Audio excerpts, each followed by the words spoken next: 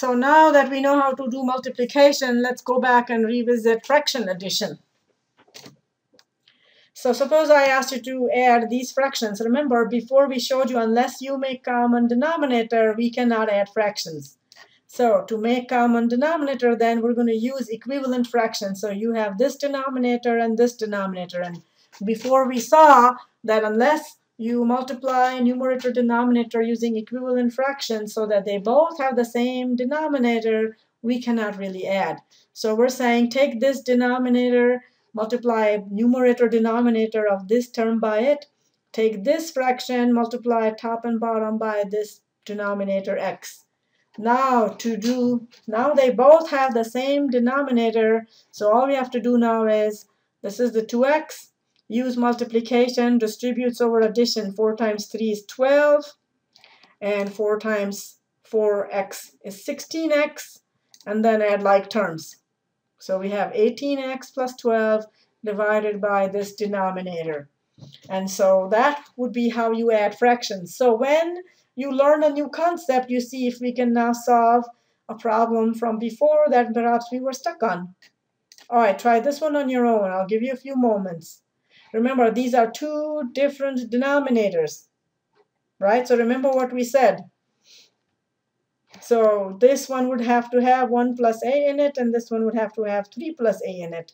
So as long as you keep equivalent fractions, you're able to do that. So now go ahead and multiply. This will be good practice for you. Use the distributive property. 1 times 1 is 1, 1 times a is a. 2 times 3 is 6, 2 times a is 2a.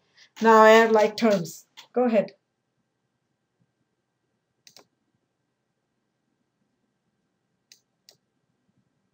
So the final answer would be 7 plus 3a divided by 1 plus a times 3 plus a. This is very, very important and is going to really, really help if you go step by step and understand all the steps. So when you have common denominator, then we can continue adding the numerators. But unless you have common denominator, you cannot add fractions, whether they are algebraic fractions or numeric fractions.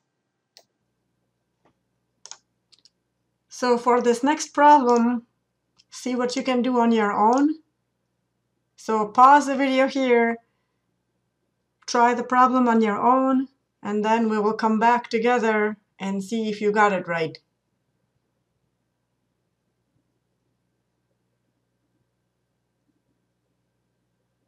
Assuming you have paused the video, done the problem on your own, and you've come back, let's take a look and see what you got. So common denominator is 2 plus x times 2x plus 3. And so on this first term, you're going to need 2x plus 3 and 2x plus 3 on numerator denominator. And on the second term, you're going to need 2 plus x on numerator denominator. And then what do you think is the next step? Good. Multiply it out. So we're distributing 5x over this addition. 5x times 2x, 5 times 2 is 10. X times x giving me x squared. 5 times 3 is 15, so we got 15x. Distributing the x across the addition, we're going to get 2x. X times x is x squared. Combine like terms now, so what do you think goes with 10x squared? Not that one, not that one, there. So 10x squared plus x squared will give you 11x squared. 15x plus 2x will give me 17x. So there's your final answer. See if you got it right, and if there are any mistakes, fix it now. And now take a look at the next one and see if you can do that one on your own. So pause again and then see what you can do.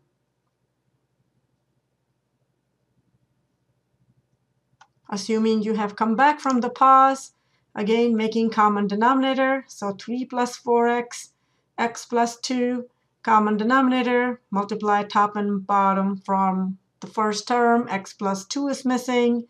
From the second one, 3 plus 4x is missing, so you need to multiply top and bottom by it. And then again, distribute 3x over the x plus 2, giving you 3x squared plus 6x.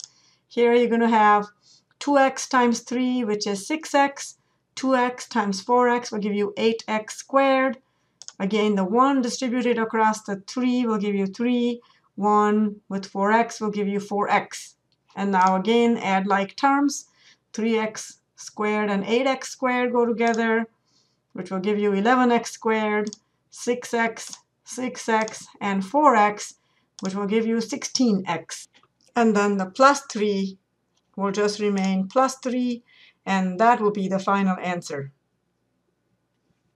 Next set of video logs.